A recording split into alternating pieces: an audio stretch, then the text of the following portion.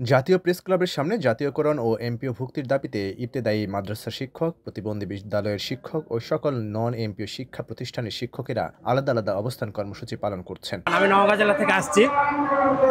আজকে আমাদের এখানে নন এমপিও টিচারদের প্রতিষ্ঠান এমপিভুক্ত দাবিতে আজকে আমাদের এই অবস্থান কর্মসূচি।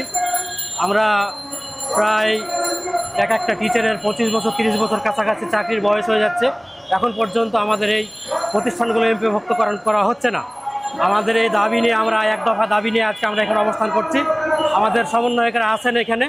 আমাদের সমন্বয়করা যে কর্মসূচি ঘোষণা করবেন, আমরা আমাদের দাবি আদায় না হওয়া পর্যন্ত আমরা এই স্থান ত্যাগ করব না। তাদের অবস্থান কর্মসূচিতে বিএনপি, জামাত, এনসিপি, গণ অধিকার পরিষদ সহ বিভিন্ন রাজনৈতিক দল সমর্থন দিয়ে আসছে। ইবতেদায়ী মাদ্রাসা শিক্ষা কার্যক্রম জাতীয়করণের দাবিতে সচিবালয় অভিমুখে ভুকা মিছিলের পর রোববার প্রেস ক্লাবের সামনে থেকে যমুনা অভিমুখে লং মার্চ কর্মসূচি ঘোষণা করেছেন আন্দোলনরত শিক্ষকরা। তারা 21 দিন ধরে প্রেস ক্লাবের সামনে অবস্থান করছেন। পটুয়াখালী 10 মিনিট থেকে আমি এসেছি। আমাদের দাবি হচ্ছে অনুদানভুক্ত এবং অনুদানবিহীন ইত্যাদি মাদ্রাসা নিয়ে আমরা দীর্ঘদিন 40 থেকে 41 বছর ধরে কষ্ট করে আসছি। অনেক মানুষ হয়তো বৃদ্ধ হয়ে গেছে এবং যারা হয়তো অবসরে চলে গেছে কিন্তু বিনিময়ে কিছু পায় নাই। যাই হোক, আমরা সরকারের কাছ থেকে দাবি জানাতে এসেছি যে আমরা যাতে অনুদানভুক্ত অনুদানবিহীন ইত্যাদি মাদ্রাসাকে জাতীয়করণ হয় এবং যাতে মানুষ সচ্ছলভাবে জীবনযাপন করতে পারে, এটি আমাদের আশা।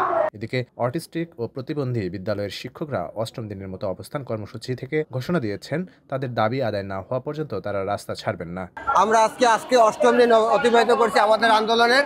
আমরা এখন বিক্ষোভ মিছিল করবো। এই বিক্ষোভ মিছিল আমরা আর কালকে হবে লং মার্চ টু যমুনা। মানে যমুনায় আমরা কালকে গিয়ে মানে আমাদের অবস্থান কর্মসূচিটা ওখানে সমাপ্ত করতে চাই। এবারে আমরা এমপি এবং স্বীকৃতির প্রজ্ঞাপন না নিয়ে আমরা এই মাঠ ত্যাগ করতে চাই না। আমরা মাঠ ত্যাগ করলে প্রজ্ঞাপন নিয়ে এবং এমপি ভুক্তি স্বীকৃতির দাবি নিয়ে বা কার্যকারিতা করে তারপর আমরা এই মাঠ ত্যাগ করবো। আমরা প্রায় প্রত্যেক বাংলাদেশ থেকে হাজার হাজার শিক্ষক এখানে অবস্থান নিয়েছি। অবস্থানরত শিক্ষকরা আজ সচিবালয় অভিমুখে বিক্ষোভ মিছিল করছেন।